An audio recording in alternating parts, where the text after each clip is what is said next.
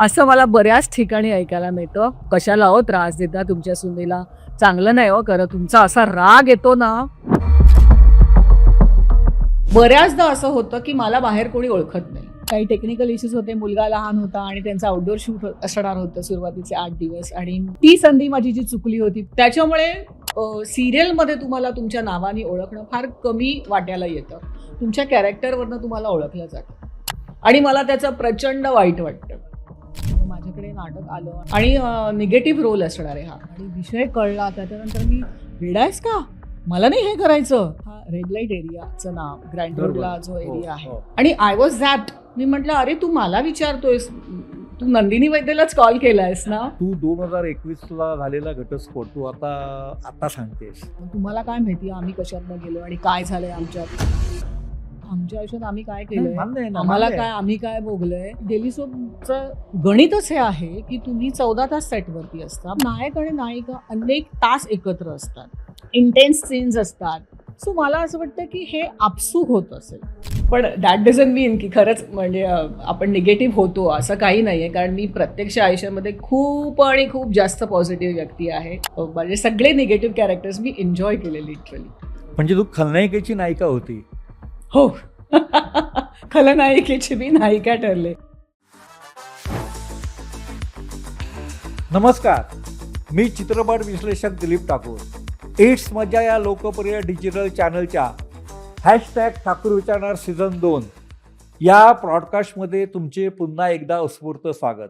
चित्रपट म्हणजे कोणत्याही भाषेतला असो, नाटक असो, मालिका असो, वेब सिरीज असो, ही जी माध्यमं आहेत त्या माध्यमांमध्ये आपण एकाच वेळेला अनेक प्रकारच्या व्यक्तिरेखा पाहत असतो. नायक तर असतोच, नायिका असते, चरित्र भूमिका असतात, विनोदी भूमिका असतात, पावणा कलाकार असतात, सहाय्यक भूमिका असतात, एक्स्ट्रा असतात. पण याच्यामध्ये आणखीन एक दमदार अशी जी भूमिका असते ती असते खलनायकाची अथवा खलनायिकेची. जर या खलनायक अथवा खलनायिकेने बिब्बा घातला नाही तर बऱ्याचदा असं होतं ना की ते नाट्य निर्माण होत नाही आणि मग सुरुवात होतो तो डावपेचांचा खेळ आणि मग तो जो काय खेळ सुरू होतो त्याने रंगत वाढत जातो आणि व्हिलन किंवा व्याम म्हणजे नायिक खलनायिकाला हिंदीमध्ये काही जण व्याम्पच म्हणतात. ती भूमिका जर जबरदस्त तगडी असेल आणि ती भूमिका साकारणारा कलाकार तर त्या भूमिकेशी एकरूप झालेला असेल तर काय मजा येते ना. पण असं आहे जे छोट्या अथवा मोठ्या पडद्यावर खलनायक साकारतात त्यांना प्रत्यक्ष आयुष्यात सुद्धा काही ठिकाणी त्याच दृष्टिकोनातून पाहिले जातात आणि त्यांना तसे अनुभव सुद्धा येतात. निळू फुलेंना असे अनुभव आलेले आहेत, प्राणसाहेबांना आलेले आहेत. म्हणजे तुमची रुपेरी पडद्यावरची जी भूमिका आहे खलनायकाची ती समाजामध्ये जास्त गांभीर्याने घेतली जाते असा त्याच्यातून निष्कर्ष निघतो. आणि अशीच एक अभिनेत्री जिने 2016 ते 2026 या कालावधीमध्ये रंगभूमी असो किंवा मालिका असो याच्यामध्ये अशाच पद्धतीची खलनायिकेची भूमिका साकारलेली आहे आणि अशीच ती अभिनेत्री आज आमच्या इट्स मज्जाच्या स्टुडिओमध्ये आलेली आहे. ती आहे नंदिनी वैद्य. तुझं या इट्स मज्जा या लोकप्रिय डिजिटल चॅनलच्या #ठाकूर विचारणार सीझन 2 या प्रॉडकास्टमध्ये मनापासून स्वागत. कोण होतीस तू आणि काय झालीस तू असं आता सुरुवातीलाच म्हणावं असं वाटतंय. हो खरंच मी कोण होते आणि काय झाले हा माझा प्रवास माझ्या डोळ्यासमोर असाच आहे. कारण मी आधी कायम पॉझिटिव्ह भूमिका केल्या. जसं तुम्ही म्हणालात तसं 2016 पासून निगेटिव्ह भूमिका माझ्या वाट्याला आल्या म्हणून हे वाक्य ऍक्च्युली तंतोतंत लागू पडतंय. पण हे तुझ्या वाट्याला कशी काय आली खलनायिका? माझ्या खरं ध्यानीमनी पण नव्हतं की मी माझ्या अभिनयाच्या कारकिर्दीत कधी खलनायिका साकारेन. कारण माझा चेहरा काही तसा नाहीये. म्हणजे मला असं वाटतं की प्रत्येक माणसाचा एक चेहऱ्याची एक ठेवण असते. तर ती बघून आपल्याला कळतं की नाही यार इसके लिए पॉझिटिव्ह इसके लिए निगेटिव्ह असं एक आराखडे बांधले जातात. सो मला स्वतःलाही माहिती होतं की माझ्या आयुष्यात कधी मी खलनायिकेची भूमिका साकार करेन किंवा ती मला सूट होईल किंवा ती मला करायला आवडेल, मज्जा येईल हे मलाही माहिती नव्हतं. 2016 मध्ये रानभूल नावाचं नाटक, म्हणजे जे आपल्या सगळ्यांनाच माहिती आहे. रानभूल आधी बऱ्याच संचांमध्ये झालं होतं. 2016 मध्ये आम्ही केलं, तेव्हा संजय नार्वेकर मुख्य भूमिकेमध्ये होता. त्यावेळेला ती भूमिका विनय आपटेंनी साकारलेली होती. प्रल मयेकर मोठे दिग्गज लेखक, त्यांचं नाटक करायला मिळणं खरंच माझं मोठं भाग्य.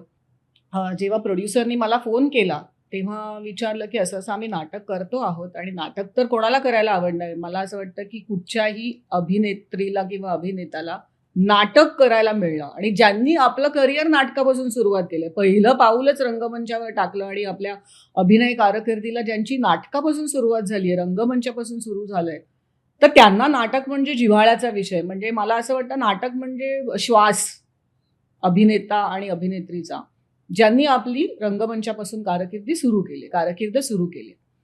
सो 2016ची गोष्ट आहे, आणि तेव्हा मला वाटतं फारसं काही करत नव्हते, म्हणजे मालिका नव्हते करत. आणि जेव्हा मला प्रोड्युसरचा कॉल आला, संतोष काणेकर, की आम्ही असं असं नाटक करतोय आणि मंगेश कदम डिरेक्ट करतो आहे, आणि मला मंगेशकडे काम करायचंच होतं. अनेक वर्ष आपण असं एखाद्या डिरेक्टरकडे किंवा एखाद्या प्रोडक्शनमध्ये काम करण्याची संधीची वाट बघत असतो.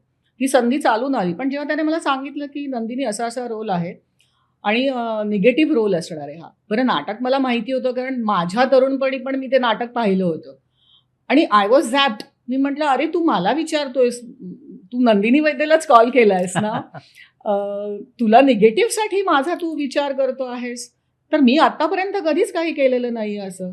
तर तो म्हणाला, नाही, आम्हाला खात्री आहे की तू करू शकशील. मग म्हटलं, अरे वा, ही तर माझ्यासाठी चांगली संधी आहे, कारण कुठल्याही कलाकाराला अनेक प्रकारच्या भूमिका करायला आवडतं. मग ती पॉझिटिव्ह असेल, निगेटिव्ह असेल, कुठचेही कंगोरे असलेले बेसिकली रोल्स असतील, ते करायला आवडतात. तो वाट बघत असतो, आणि आय वॉज लाईक की डन, मग मला आवडेल. मग ती प्रोसेस सुरू झाली, मग तालमी झाल्या, प्रयोग झाले, आणि मला त्या नाटकातल्या, म्हणजे त्या रोलचं नाव होतं प्रिया. ती प्रिया आवडायला लागली, आणि प्रियाचं कॅरेक्टरच असं होतं की ती अभिनेत्री असते, आणि एका ठराविक वयानंतर अभिनेत्रींचा म्हणजे तो एक तुमचा काळ असतो, आणि तो काळ तुमचा थोडासा संपत आलेला असतानाच ते फ्रस्ट्रेशन कुठल्याही कलाकाराला मे बी येतं, की आधी आपण हिरो हिरोईनची कामं केली, मग ते वयाच्या मध्यापर्यंत आल्यानंतर किंवा कारकिर्दीच्या मध्यापर्यंत आल्यानंतर जे काही रोल्स तुमच्या वाट्याला येतात ते ऑब्व्हियसली थोडेसे वेगळे असतात. मग ते कॅरेक्टरच तसं होतं. म्हणजे आता मला वेगळं सांगायला लागलं, अनेक लोकांनी रानभूल बघितलं असणार आहे. आपल्या तुम्ही तर बघितलेलंच असणार आहे, कारण ते तुम्ही त्यावेळेला तर होतातच, तुम्ही तर आधीपासून आहात. सो ते कॅरेक्टर तसं होतं की ती अभिनेत्री असते, आणि मग तिचा तो प्रवास कसा असतो, आणि मग ते मला करायला खूप मजा आली. संजय नार्वेकर, भाऊ कदमनी, अरुण नलावडेंनी जो रोल केला होता तो भाऊ कदमनी केला होता. म्हणजे त्याच्यासाठी सुद्धा हा वेगळा रोल होता, म्हणजे विनोदी नव्हता तो रोल, वेगळ्या ढंगाचा रोल होता. सो टीम आमची खूप छान होती, आणि तिथून माझं मत ते निगेटिव्ह, आणि मग मला ते आवडायला लागलं. मग मला असं वाटलं की नाही, हे मला आवडतंय करायला, आणि हे करून मला समाधान मिळतंय. म्हणजे मग ते पॉझिटिव्ह, मी असं म्हणणार नाही की प्रत्येक पॉझिटिव्ह भूमिका रडूबाईच्याच काम करतात किंवा त्यांना सतत रडायचं असतं, असं नाही, त्यालाही कंगोरे असतात. पण मला असं वाटतं की निगेटिव्ह करण्यासाठी जास्त त्या कॅरेक्टरचे कंगोरे, तुम्हाला जास्त काहीतरी करायला मिळतं. हा माझं पर्सनल हे आहे, मत आहे हे. सो मला उलट नंतर मग आय वॉज एक्सपेक्टिंग की नाही, मला आता निगेटिव्हच करायचं आहे, आणि फॉर्च्युनेटली मला नंतर सगळ्या भूमिका निगेटिव्हच मिळाल्या, सगळ्या.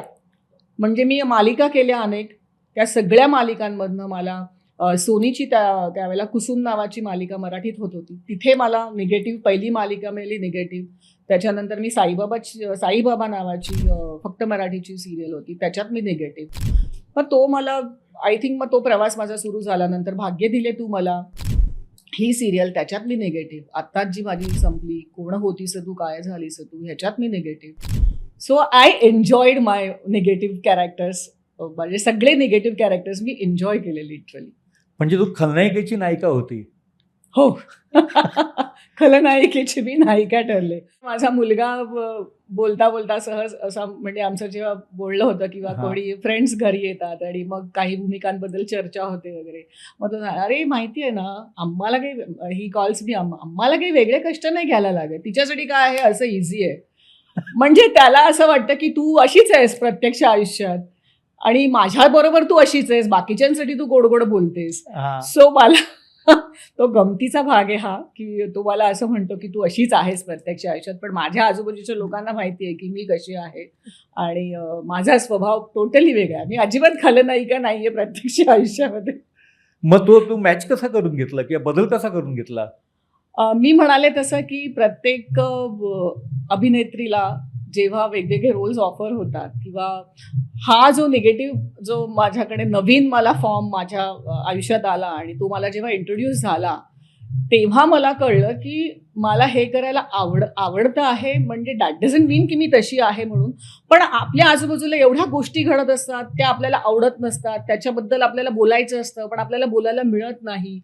मग ते कुठेतरी मनात असतं आपल्या, किंवा असे काही प्रसंग घडलेले असतात आपण पटकन रिॲक्ट तिकडे होत नाही आणि मग मला असं वाटतं ते सगळं भरलेलं असतं आपल्या डोक्यामध्ये आणि कुठे ना कुठेतरी त्या सगळ्या गोष्टी कुठच्या ना कुठच्या कॅरेक्टर प्ले करताना आठवत असतात आणि मग त्या मला वाटतं की त्या तुम्हाला ओपन अप करतात आणि ह्या गोष्टींची मला खरी मदत झाली की मला असं वाटलं की हो मला जो बोलण्याचा माझं स्टाईल आहे किंवा मी खूप स्पष्ट व्यक्ती आहे.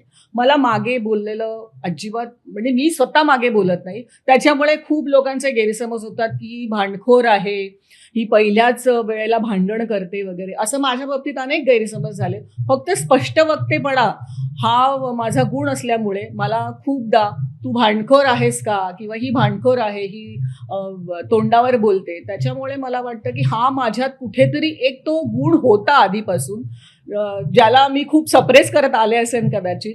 आणि मग ह्या कॅरेक्टर्समधनं तुम्हाला ते इम्प्रेस करायला मिळतं आणि म्हणून ते माझ्यासाठी खूप इझी होत गेलं मला वाटतं. हा, तो तुला फायदा झाला. तो फायदा मला झाला माझ्या स्पष्ट वक्तेपणाचा. मला निगेटिव्ह कॅरेक्टर प्ले करण्यामध्ये खूप आणि खूप फायदा झाला. पण 10 वर्ष करायचं? हो, उलट मला अजून पुढची 10 वर्ष करायला पण ते आवडेल, कारण मला खरंच त्याच्यामध्ये काही एफर्ट्स लागतच नाहीत करायला. मला बहुतेक तो माझा मुलगा म्हणतो तसं आता भिनलंय, पण दॅट डझंट मीन की खरंच म्हणजे आपण निगेटिव्ह होतो असं काही नाहीये, कारण मी प्रत्यक्ष आयुष्यामध्ये खूप आणि खूप जास्त पॉझिटिव्ह व्यक्ती आहे. मी प्रत्येक दिवस खूप पॉझिटिव्हली घेते, प्रत्येक गोष्ट मी पॉझिटिव्हली घेते. वाय मी, हे माझ्या बाबतीत का घडतं आहे किंवा मलाच का सगळे बोलतायत, मलाच का सगळे माझ्याचबद्दल का चर्चा करतायत, ह्या गोष्टी माझ्यापर्यंत पोचतच नाहीत. कारण मी ओव्हर द इयर्स म्हणा किंवा ॲट दिस एज म्हणा, आपला एक्सपिरियन्स म्हणा, मला इथपर्यंत घेऊन आलाय की आता मी कुठल्या गोष्टीचा निगेटिव्ह विचार नाही करत. मी आली गोष्ट पॉझिटिव्हली ॲक्सेप्ट करते आणि म्हणून मला त्याचा त्रासही होत नाही. पण तू निगेटिव्ह भूमिका ज्या साकारल्या लोकांपर्यंत पोहोचल्या, मग त्यांचे अनुभव बरेच आहेत. म्हणजे इव्हेंट्सला गेल्यानंतर तर प्रत्येक वेळेला असंच हे मिळतं. बेसिकली काय होतं मी तुम्हाला सांगते अजून एक गोष्ट. अनफॉर्च्युनेटली म्हणा किंवा आय डोंट नो, इट्स माझ्यासाठी तरी ती अनफॉर्च्युनेट गोष्ट आहे की मी माझा जसा हा पेहराव असतो किंवा मी जशी असते तशा मला कधीच भूमिका नाही मिळाल्या. म्हणजे गेटअप, भूमिका म्हणण्यापेक्षा तसे गेटअप मला नाही मिळाले. मला आंबाडा, काकूबाई अशाच गेटअपचे मला काम. फक्त रानबुलमध्ये मी जशी त्या वयामध्ये दिसायचे किंवा तो एक हिरोईनच कॅरेक्टर होतं म्हणून मला तसं दिसता आलं. नंतर खूप अशा कमी मला भूमिका मिळाल्या की ज्याच्यामध्ये मी जशी आहे, मला जसं दिसायचंय, मला जसं दिसायला आवडेल की मी जशी आहे तशी मला प्रेक्षकांना मला दाखवा रे, असं मी सांगायचे. प्लीज आपण असा गेटअप करूया ना. तर नाही मॅडम, मग ते आंबाडा आहे आणि मग ती साडीच आहे. मग असे गेटअप मिळाल्यानंतर बऱ्याचदा असं होतं की मला बाहेर कोणी ओळखत नाही आणि मला त्याचं प्रचंड वाईट वाटतं. अरे, की म्हणजे मी जर त्या ग्रुप बरोबर असेल तर मग लक्षात येतं त्यांच्या की ही ह्यांच्या ग्रुपमध्ये आहे, म्हणजे ही नंदिनी वैद्यची ओळख सिरियलमध्ये. बेसिकली आता कसं होतं, सिरियलमध्ये तुम्हाला कॅरेक्टरनी ओळखलं जातं. बरोबर आहे. कारण पूर्वी स्क्रोल असायचे, नेम स्क्रोल असायचे. कुठची भूमिका, कुठचा कॅरेक्टर, कुठचा अभिनेता अभिनेत्री निभावते आपल्याला कळायचं. आजकाल तो ट्रेंडच बंद झालाय. त्याच्यामुळे नाव सिरियलमध्ये तुम्हाला तुमच्या नावाने ओळखणं फार कमी वाट्याला येतं. तुमच्या कॅरेक्टरवरनं तुम्हाला ओळखलं जातं. Coming back to the point, जेव्हा आम्ही कुठे जातो इव्हेंट्सला वगैरे, मग कळतं की अच्छा हे या टीमची हे लोक आहेत. आणि मग कधीतरी असं, अय्या तुम्ही पौर्णिमा का? कारण माझ्या आवाजाने ते रिलेट करतात, माझा आवाज ओळखतात. मग तुम्ही किती वेगळ्या दिसताय, बाप रे तुम्ही अशा, तुम्ही किती लहान दिसता. म्हणजे सॉरी, हे असं मला ऐकायला मिळतं चांगलं की आहे. तुम्ही हा. किती लहान दिसता, मग तुम्हाला काय एवढं मोठं दाखवतात. म्हटलं मी मुलांची आई आहे, मला नातवंड आहेत, म्हटल्यानंतर मला मोठं दिसायला लागतं, काय करणार. सो मला हे एक माझं दुःख आहे हा. की मला जास्त मग ते अच्छा कशाला हो त्रास देता तुमच्या सुनेला, चांगलं नाही हो खरं, तुमचा असा राग येतो ना, हा. असं मला बऱ्याच ठिकाणी ऐकायला मिळतं. एक किस्सा सांगायला आवडेल मला. स्मिता जयकर आपण सगळेच ओळखतो, मोठी अभिनेत्री. आणि त्यांच्याकडच्या गौरी हा. बऱ्याच जणांना माहिती हो, ते असते. पेडर रोडच्या घरी. गणपतीमध्ये हा. त्यांच्याकडे गौरी असतात. हा. आणि स्मिता ताईंच्या घरी गौरीला जायचं म्हणजे तुमचं भाग्य असायला लागतं. तसं मला सतत 2 वर्ष मला ते भाग्य मिळालं. आणि मी पहिल्या वेळेला जेव्हा त्यांच्याकडे गेले होते, तर त्यांच्या आई बसल्या होत्या, मी त्यांच्या बाजूला बसले. आणि मग कोणीतरी ओळख करून दिली. आणि तेव्हा माझी भाग्य दिली तुम्हाला चालू होती, त्याच्यात मी आकांक्षा नावाचं कॅरेक्टर प्ले करत होते. आणि त्यांना सांगितलं, तर त्यांनी असं माझ्याकडे बघितलं, काय ग किती राग येतो ग तुझा, का ग त्या तुझ्या या मुलाला पण तू त्रास देतेस, कारण त्या ह्याच्यामध्ये माझ्या मुलाच्या पण मी अगेन्स्ट असते काही अच्छा. काही हा. वेळेला. हा. आणि खरंच असं कधी कधी ना वाटतं, मारावंसं वाटतं, नका ग असं तुम्ही त्रास देऊ. आणि म्हणजे मला असं इतकं बरं पण वाटलं की मी एका अभिनेत्रीच्या घरात आहे आणि त्यांना तर माहिती आहे की हे हा. सगळं हा अभिनय आहे आणि हे सगळ्या स्टोरीज असतात. पण मला इतकं छान वाटलं ना दिलीपजी तेव्हा, स्मिता जयकर ताईच्या आईने मला ही एवढी मोठी कॉम्प्लिमेंट दिली, तर मग और क्या चाहिए. आणि अशा बऱ्याच ठिकाणी अनुभव आले की तुला राग येतो, तुला मारावंसं वाटतं, एवढं तर खूपदा ऐकायला मिळतं, नका ग त्रास देऊ, एवढं तुम्ही का छळता. म्हटलं आम्ही नाही छळलं, हा. तर आम्ही तर पॉझिटिव्ह भूमिका वरती उभरून येणार कशा, जर हा. निगेटिव्ह लोकांनी त्रास तेच. नाही दिला. हा. हेट स्टोरीची डिमांड असते आणि हे बघायलाच लोकांना आवडतं. आता आपल्या फॅमिलीमध्ये कोणीतरी एक असं कॅरेक्टर असतं, सगळेच असे वाईट नसतात, पण एक वाईट जिथे दिसतं तिथे चांगलं दिसतं का, कारण वाईट असतं तिथे म्हणून चांगलं दिसतं, नाही तर चांगलं दिसेल कसं. हे तुला फायदा झाला एकूणच हो निगेटिव्ह रोलचा. पण तू बोलता बोलता जी एक गोष्ट म्हणाली, जी तुला प्रियाची भूमिका आली, हा. तर त्या भूमिकेचं असं आहे की ती नायिका आहे आणि एका ठराविक वयानंतर समजा तिची मागणी कमी होते आणि मग ते एक फ्रस्ट्रेशन येतं. हो. आता आपल्या फील्डमध्ये आपण असं बघतो की एका ठराविक काळानंतर एखाद्या कलाकाराची मागणी कमी होते, तर हे त्यावेळेला कसं हे सगळं स्वतःला सांभाळायला पाहिजे. मला असं वाटतं की प्रत्येक कलाकाराच्या बाबतीत हे असं घडत असणार आहे. हा. पण मी म्हणेन की ठराविक काळात म्हणजे वयाच्या सेकंड इनिंग मी म्हणेन तसं आल्यानंतरच नाही, हा सुरुवातीपासूनच असं घडू शकतं. म्हणजे काही नट नटींना इतकं त्या म्हणजे करिअरमध्ये एवढा ते ग्रो करतात की त्यांना मागे वळून बघायची गरजही नसते. हा. त्यांचा सुरुवातीचा काळ असा फास्ट फास्ट फास्ट फास्ट हा. निघून हा. जातो. हा. मग तुम्ही म्हणताय तसं त्यांच्या बाबतीमध्ये तो प्रश्न लागू पडतो. हा प्रश्न मला असं वाटतं की मला तो लागू नाही पडत आहे आता, कारण सुरुवातीपासूनच माझ्या करिअरमध्ये 3 ब्रेक झाले. त्याच्यामुळे मला असं वाटतं की मला प्रत्येक वेळेला ती स्टार्ट करताना स्ट्रगल करावं लागलं. जेव्हा मी त्या ब्रेकमधनं बाहेर आले, तर इन जनरल जर म्हणायचं झालं तर प्रत्येकाला फरक पडतच असावा. हा. कारण तुमचा मी म्हणेन की उतरता काळ असं म्हणूया येस, आपण. करेक्ट आहे. डाऊनफॉल. फ्लरिश जेव्हा तुम्ही तुमचं करिअर हा. होतं, डाऊनफॉल म्हणा किंवा आता इतके नवीन कलाकार आलेले आहेत, त्यांना चॉईसेस इतके झालेले आहेत की हा. पण जे जुने जाणते लोक आहेत ते अजूनही जुन्या जाणत्या लोकांसाठी त्यांची मागणी असते. आणि हे तर सर्वश्रुत आहे. म्हणजे आमची जेव्हा पिढी अगदी फुल फ्लेश काम करत होती, तेव्हा आमच्या मागच्या पिढीचा पण हा प्रश्न होताच की तेव्हा त्यांना सुद्धा ह्याच्यातून जावं लागलं. मला वाटतं प्रत्येक कलाकाराला या फेजमधून जावं लागतं. So you have to accept the fact. तरच तुम्ही त्याच्यातून बाहेर पडू शकाल. नाहीतर कुठच्या कलाकाराला हे आवडेल. आपण अनेक सिनेमे पण याच्यावरती आलेले आहेत. म्हणजे आता मी नावं नाही घेत, पण आपल्याला माहिती आहे अनेक सिनेमे घडत गेलेत याच्यातनं. म्हणजे आता मला पटकन आठवला तो म्हणजे काशीनाथ घाणेकरांचा जो आपण सिनेमा आणि बघितला. काशीनाथ घाणेकर. आणि काशीनाथ. हा सो हा एक आत्ता आठवलेला हे हा. आहे की प्रत्येक कलाकाराच्या बाबतीत पडतीचा काळ, उतरता काळ येतो. पण मला असं वाटतं हे तेवढ्याच याने ॲक्सेप्ट करायला हवं आपण. आणि ते येणार आहे हे धरून मी चाललेले आहे.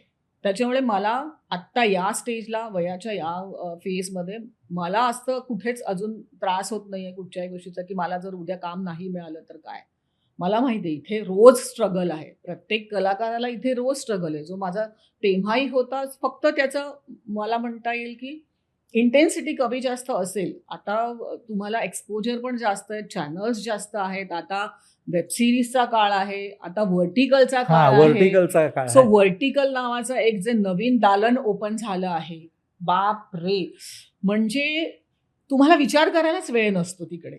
हा व्हर्टिकल ही अशी गोष्ट आहे की आयदर ते 90 मिनिटं, 100 मिनिटं, 120 मिनिटं असा तो एक एपिसोड म्हणता येईल किंवा एपिसोड्स म्हणता येईल.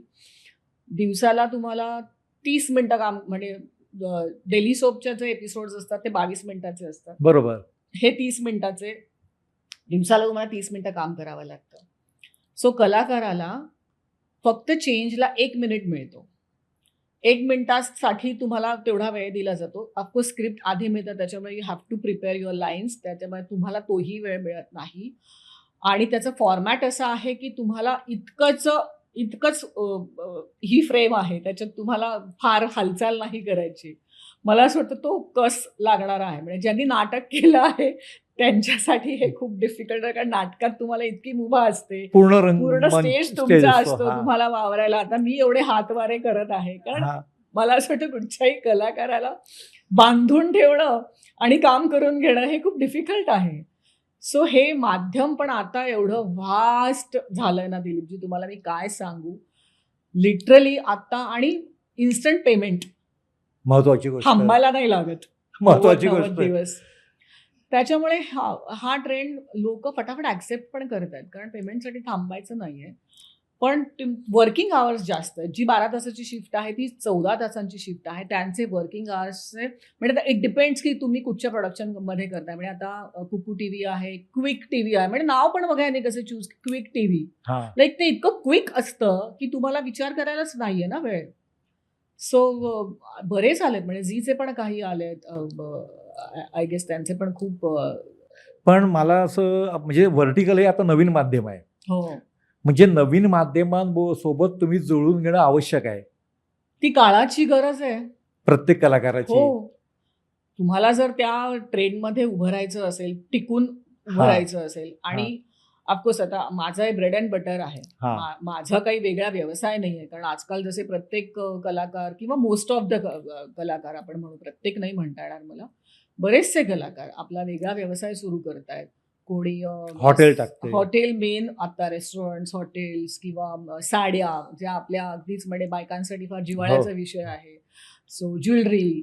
सो फटाफट. आणि मला असं वाटतं की हे असं असायला हवं, कारण आपल्या क्षेत्रामध्ये एवढी अनसर्टनिटी आहे की you have to have some other income source. Otherwise मग तुमच्या पर्सनल आयुष्यात जर ती गरज असेल तुम्ही, आणि माझ्या ती आहे, माझ्या मुलाची जबाबदारी आहे माझ्या, त्याच्यामुळे माझ्यासाठी हे ब्रेड अँड बटर आहे. मग मला ट्रेंड जसे बदलत आहेत तसं मला बदलायलाच पाहिजे, नाही तर मग मी मागे पडेन. पण हे नवीन कलाकारांनी शिकून घेतलं पाहिजे ना. हो, शिकून घेतलंच पाहिजे, कारण कुठचीही गोष्ट शिकल्याशिवाय तुम्हाला ते येणार नाहीच. आणि तुम्हाला पहिला त्याच्यात उडी टाकली पाहिजे, तुम्हाला अनुभव घेतला पाहिजे तो.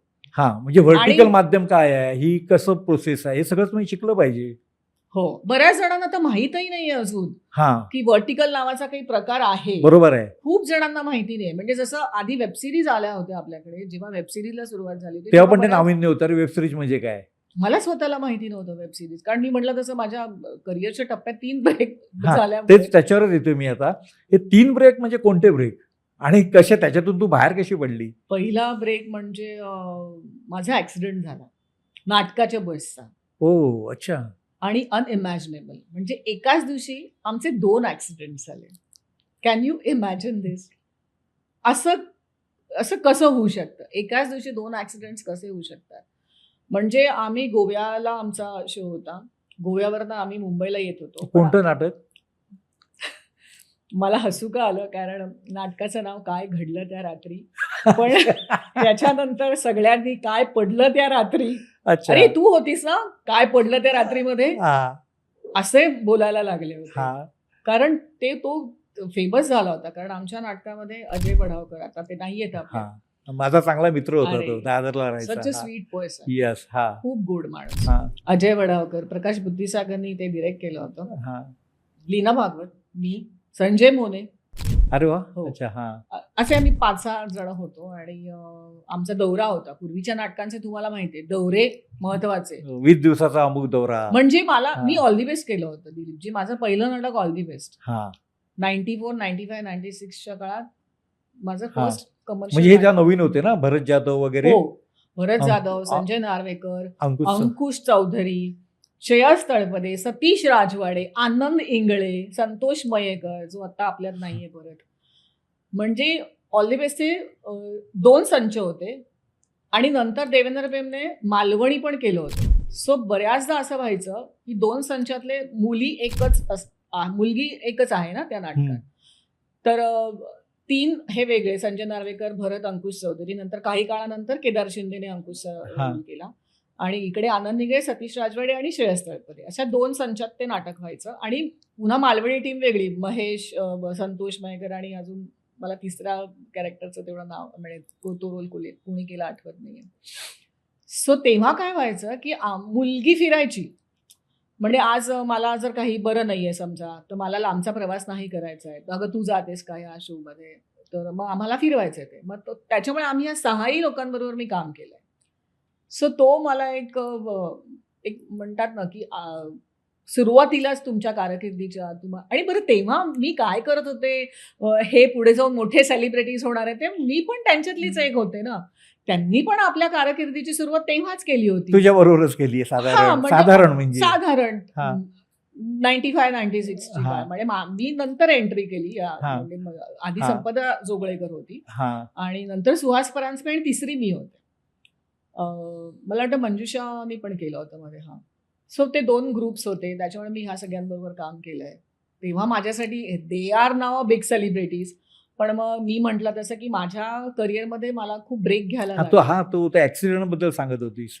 हो, मी कुठून आपण इतकं तुम्ही म्हणजे मला इतकं काय काय सुचतंय आणि इतकं, कारण तुम्ही मला त्या काळात घेऊन गेलात. ऍक्सिडेंट 2 ऍक्सिडेंट झाले एकाच वेळी. 2 ऍक्सिडेंट असे झाले की आम्ही गोव्यावरनं येत होतो आणि मुंबईला जातोय, समजा तर आमची या डिरेक्शन मध्ये बस चालली आहे, तर लिटरली बस अशी फिरली आणि कोणालाही वाटेल ऍक्सिडेंट होता की गोव्याला जाताना आमचा ऍक्सिडेंट झाला की, आणि अशी बस झोपली.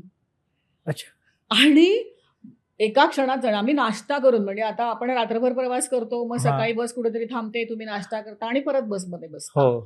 मग नाश्ता करून जस्ट बसलो होतो, साधारण 10ची वगैरे वेळ होती आणि काय एका क्षणात काय झालं कळलं नाही. बस अशी झोपल्यानंतर मग कळलं की काहीतरी विचित्र घडलंय आपल्या बाबतीमध्ये. मग आम्हाला कसं तरी बाहेर काढलं. गाव कुठलं होतं मला आता आठवत नाही, पण त्या गावात 4 कॉट्सचं एक हॉस्पिटल, तत्सम हॉस्पिटल पण नाही मोठं. मग डॉक्टर आले एका तासाभरानंतर आणि अजय वढावकरला डोक्यात खूप लागलं होतं, त्याच्या कंटिन्युअसली ब्लिडिंग होत होतं.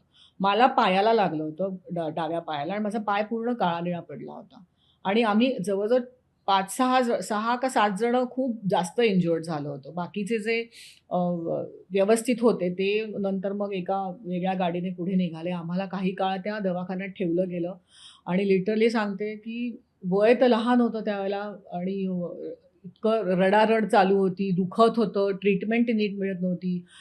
अजय वढावकर तर इतके ओरडत होते की आत्ताच्या आत्ता मुख्यमंत्र्यांना बोलवा, हेलिकॉप्टर बोलवा, मला मुंबईला घेऊन जा. त्याचा तो आवाज आणि ते अजूनही असं डोळ्यासमोर आहे सगळं.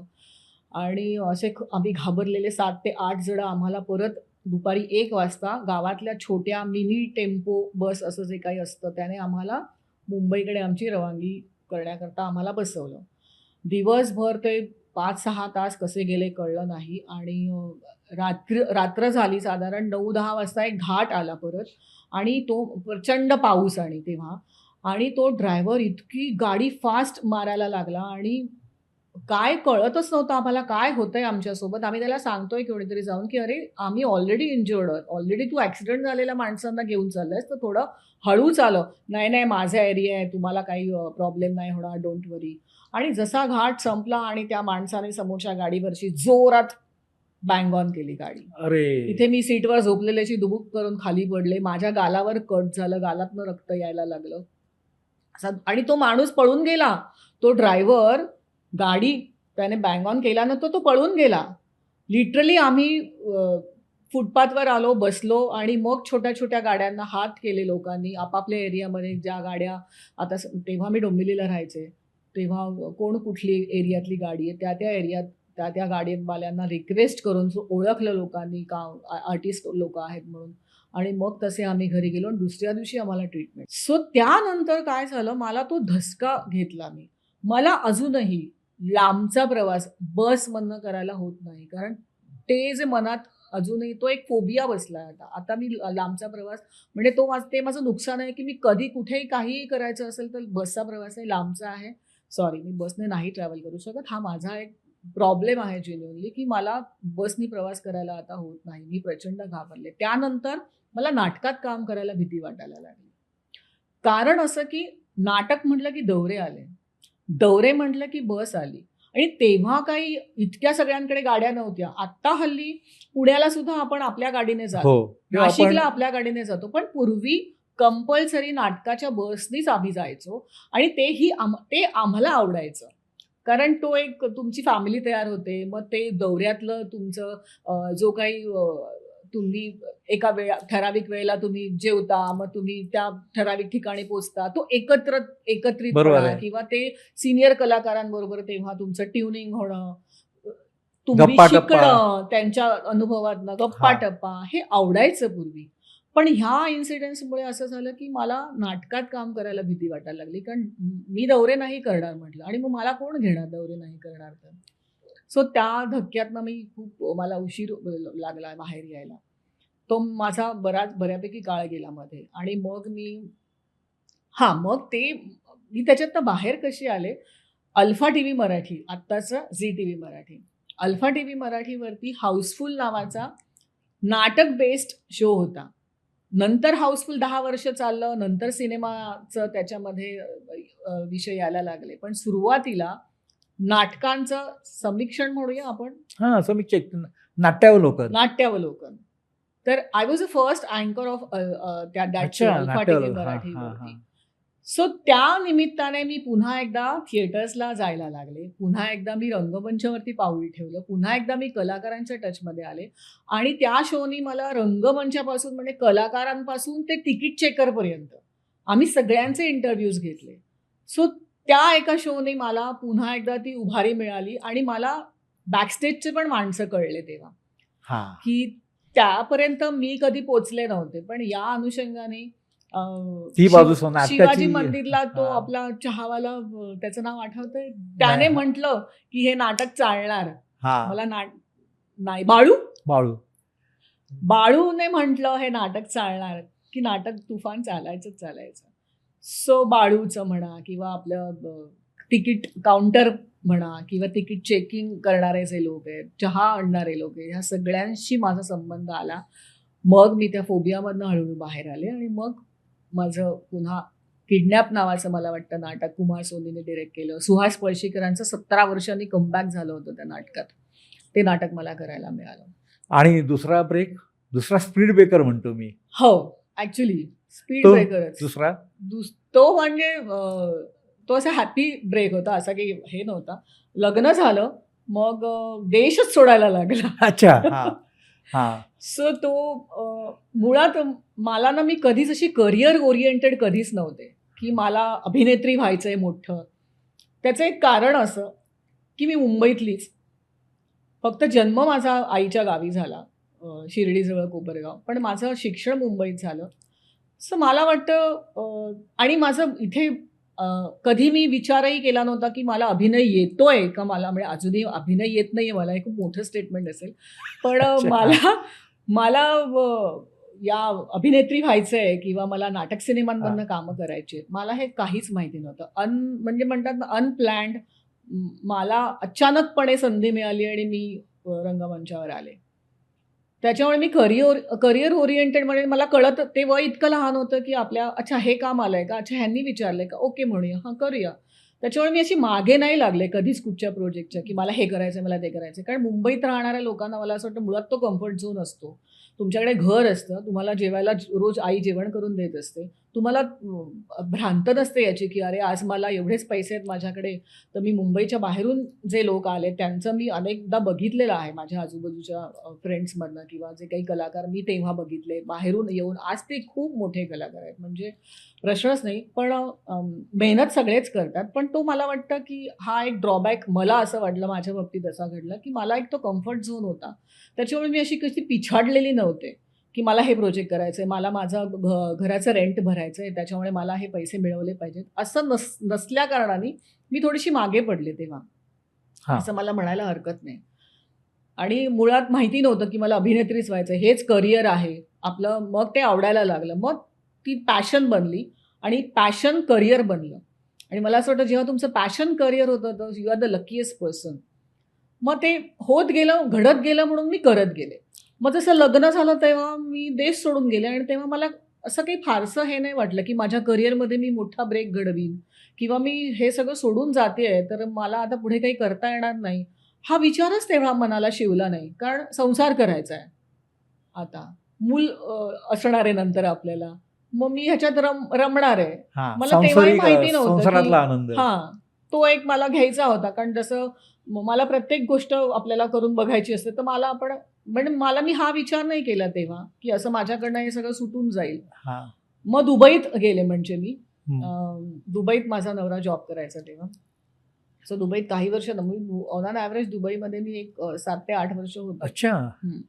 वाळवंटामध्ये? वाळवंटामध्ये. पण ते लाईफ पण खूप वेगळं आहे. तिकडचं जगणं काय असतं ते शिस्तबद्ध. कळलं. खरं हां. जगणं. शिस्तबद्ध म्हणजे बाहेर म्हणता येईल. पण वीकेंड्सला दुबई इज डिफरंट. म्हणजे आता तर खूप वास्ट डिफरन्स आहे. पण त्याही वेळेला ऑफकोर्स वेगळंच होतं. आयुष्यच तुमचं बदलून जातं जेव्हा तुम्ही तुमचा देश सोडून दुसऱ्या देशात जाता आणि हो. दुबईसारख्या देशात जाता, जो हो. अत्यंत प्रगतशील देश हो. असा आहे ज्याच्यात तुम्हाला जाऊन राहायला मिळालं. मग तिथे म्हणजे मला मुलगा झाला. मग त्याचं लहानपण पण तिकडेच गेलं आणि तिकडे महाराष्ट्र मंडळ ऑफकोर्स होतं. सो तिकडे मी ॲक्टिव्ह व्हायला सुरू झाले होते आणि मग काय व्हायचं मुंबईतलेच कलाकार यायचे जे माझेच मित्र-मैत्रिणी. मग ते घरी यायचे. म्हणजे आता मी सगळ्यांचीच नावं नाही घेत. माझ्या काळातले सगळेजण जे आता अनेक मोठ्या याच्या सेलिब्रिटीज दे बिग सेलिब्रिटीज. प्रसाद काय, पुष्कर काय त्यामुळे आम्ही एकत्र काम म्हणजे एक आता प्रसादचं नाव आठवलं म्हणून एक लेखिका आहे, मोठी लेखिका आहे आणि शिवाजी मंदिरला आम्ही असेच बसलो होतो. माझा कुठच्या नाटकाचा प्रयोग होता मला माहिती नाही. रोहिणी निनावे आता म्हणजे हरकत नाही सांगायला. तर ती असं बोलता बोलली तेव्हा ती म्हणाली होती, की काय गं आम्ही फक्त 4च चॅनल्स बघायचे का? Alpha TV Marathi, ETV Marathi, Prasad Oak आणि नंदिनी वैद्य. तर इतकं एक्सपोजर तेव्हा म्हणजे प्रत्येक म्हणजे म्हणतात ना, की हे संपल्यानंतर ते संपल्यानंतर हे. असं मी हॅमर होत होते. हे लोकांना कळत होतं मला वाटतं. आणि आता हे रोहिणीला आठवतंय की नाही माहिती नाही. पण रोहिणी असं तेव्हा म्हणाली होती आणि तेव्हा छान वाटलं होतं. सो आता of course Prasad is a big celebrity आणि I am very happy for him. मग ते सगळेच म्हणजे. सो म्हणतात ना आम्ही इंडस्ट्री ग्रो झाली तेवढे तसे आम्ही एकत्र होतो. पण ते सगळे तुला दुबईला तुझ्या घरी यायचे? ते दुबईला घरी यायचे. त्यातले काही कलाकार घरी यायचे आणि मग तेव्हा असं वाटायचं मी काहीतरी मिस करतेय. म्हणजे ते तिकडनं येऊन इथे कार्यक्रम करतायत महाराष्ट्र मंडळामध्ये आणि मी प्रेक्षकांमध्ये बसून ते बघतेय. सो मला असं वाटायचं इथे मी का नाही? इथे मला असायला हवं होतं. कदाचित मी इथे असते आत्ता. मग ते असं मनात विचल चालू व्हायला लागले, की मला मायदेशी परत जायचंय. मी हे मिस करतेय. मला ते अभिनयातला तो किडा असतो तो बोलवायला लागला तिकडे, की इथे राहून मला महाराष्ट्र मंडळाची मी तिकडे नाटकातून कामं केले.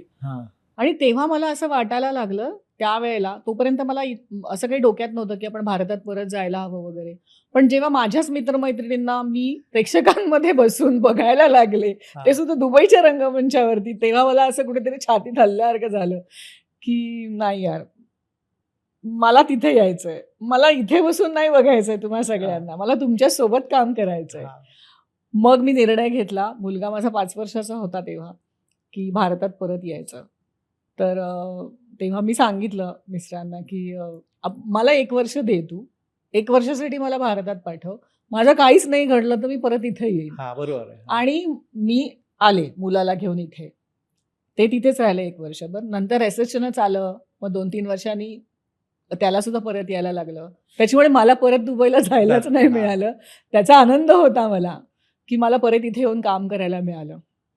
बरं, इथे आल्यानंतर पुन्हा नव्याने सुरुवात, स्क्रॅचपासून. आणि मला असं वाटलं होतं, की मला काय ओळखतात सगळे. मला ईझी आहे काम मिळणं. माझ्यासाठी काही कठीण नाहीये. मला कशाला स्ट्रगल करायला लागेल. पण तसं नव्हतं. मी म्हटलं तसं रोज हा स्ट्रगल आहे आपल्यासाठी. हे मला तेव्हाही कळलं. तेव्हा जाणवलं, की नाही मला ऑफकोर्स म्हणजे मला संधी आल्या, पण मला त्याच्यासाठी मेहनत घ्यावी लागली. मला सगळ्यांना फोन करून एकतर सांगावं लागलं, की मी आले, मी आले, आले. मला काम करायचं आहे. आणि त्यावेळेला माझी एक संधी, मोठी संधी मिस झाली. ती म्हणजे पुढचं पाऊल. अच्छा. पुढचं पाऊल नावाची जी मालिका होती, हां. त्याच्यात माझं ऑलमोस्ट सगळं डन झालं होतं. Iris production. आणि मला ती संधी मिळाली आयरिसमध्ये काम करण्याची. मला ऑफकोर्स तेव्हा माहिती नव्हतं, कारण मी याआधी आयरिसमध्ये काम नव्हतं केलं. आयरिस प्रोडक्शन, चोख पैसे, चोख सगळं शूटिंग्स, कुठेही त्रास नाही, काही नाही. खूप म्हणजे मला खूप प्रिय आहे आयरिस प्रोडक्शन, कारण भाग्य दिले तुम्हाला सुद्धा मी त्यांचीच केली. कारण ती संधी माझी जी चुकली होती पुढचं पाऊलमध्ये काम करण्याची. म्हणजे काही टेक्निकल इश्यूज होते, मुलगा लहान होता आणि त्यांचं आउटडोअर शूट असणार होतं सुरुवातीचे 8 दिवस, आणि मग मला नाही म्हणावं लागलं.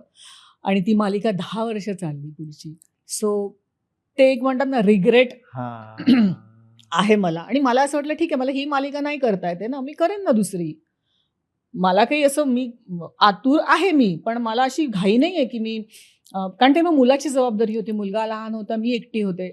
त्याला एकटी सांभाळणार होते. त्याच्यामुळे मग तो डिसिजन मला नाही घेता आला. आणि त्याचं दुःख मला म्हणजे एक असतं ना, एक कलाकृती गाजते आणि तुम्हाला माहिती होतं, की तुम्ही त्याच्यात असणार होतात. आणि मग ते सगळं आजही त्याचा त्रास होतो, की ते नाही करायला मिळालं. मग मला आयरिसने जेव्हा आता 2022 मध्ये जेव्हा विचारणा झाली, तेव्हा मी अशी टुनकन उडी मारून हो म्हटलं, की हो, मला एवढी वर्ष मी वाट बघते आयरिसमध्ये काम करण्याची. सो मी भाग्य दिले तुम्हाला केली होती. पण आल्या-आल्या मला स्ट्रगल करावं लागलं. मला काही कामांना नाही म्हणावं लागलं. मग 2012 ची गोष्ट होती. म्हणजे मी 2011च्या मला वाटतं शेवटाला आले होते इकडे. आणि 2012 मध्ये अशी वेळ आली, की मी एकाच वेळेला डेली सोप, नाटक आणि सिनेमा हो. ह्या तिन्ही माध्यमामधनं मी एकाच वेळेला काम करत होते. आणि मला असं वाटलं, की बस यही चाहिए था मेरे को, अब क्या चाहिए और. हे मला करायला मिळालं. आणि म्हणजे त्या सिनेमाबद्दल असं सांगण्यात येईल, की तेव्हा प्रसाद ओकच्या मी आईचं काम केलं होतं त्या कुठला सिनेमा? सिनेमात. 2012चा? मी माझा मी नावाची माझा. जी हां, फिल्म होती, हां. त्याचे अनफॉर्च्युनेटली ती चालली नाही. ते पण मला चॅलेंजिंग असं होतं. 2 प्रोड्युसर होते. त्यातले एक प्रोड्युसर अजिबात तयार नव्हते मला कास्ट करायला, की हां. अरे तुम्ही ऑलमोस्ट सेम आहात. कुठच्या अँगलने प्रसादची आई वाटेन मी. हां. पण दुसरे जे होते प्रोड्युसर, त्यांचं असं म्हणणं होतं, की नाही आपण देऊया, आपण म्हणजे ट्राय करायला हरकत नाही, कारण कसलेले अभिनेत्री आहेत. आणि मला असं ग्रेट वाटलं होतं तेव्हा. हां. आमचा एक इंटरव्ह्यू त्यावेळेचा गाजतो, म्हणजे कधीतरी नंदिनीबद्दल टाकल्यानंतर हां. तो इंटरव्ह्यू दिसतो. प्रसाद, मी, समिधा गुरव होती त्याच्यामध्ये. तर म्हणजे प्रसादच्या आईचं काम केलं होतं. आणि मला असं वाटलं तेव्हा सुद्धा, की माझ्यासाठी हे चॅलेंजिंग काम आहे. भले मी आत्ता अशी दिसत नसेल मी प्रसादची आई, पण मी गेटअप करेन आणि मी रेडी होते. माझ्या इव्हन आत्ता सुद्धा जर मला सांगितलं तुला 4 मुलांच्या आईचं काम करायचं, तर मी हो म्हणेन. माझं असं नाहीये, की नाही मी खूप म्हणजे मी म्हटलं तसं वयाच्या मोठ्या असलेल्याच भूमिका केल्या आहेत. मला इच्छा आहे, की मी जशी आहे तसा एक तरी रोल, जसा माझा गेटअप आहे तसा मला हां, मिळावा. हां. पण माझी कायम तयारी होती, कारण मी जेव्हा नवीन ह्या क्षेत्रामध्ये आले, तेव्हा राज्यनाट्य स्पर्धा त्यांना खूप इम्पॉर्टन्स असायचा. आणि आमची सुरुवातच नाट्य दर्पण म्हणा, एकांकिका स्पर्धा म्हणा, एकपात्री, जे आत्ता एकपात्रीचं कुठे नामोनिशाण नाही, राहिलेलंच अजिबात नाही, नाहीये. अजिबात नाही. म्हणजे आमच्या काळातले जे आर्टिस्ट आहेत, त्यांनी असा कुठचाच कलाकार नसेल त्याने एकपात्री केलं नसेल.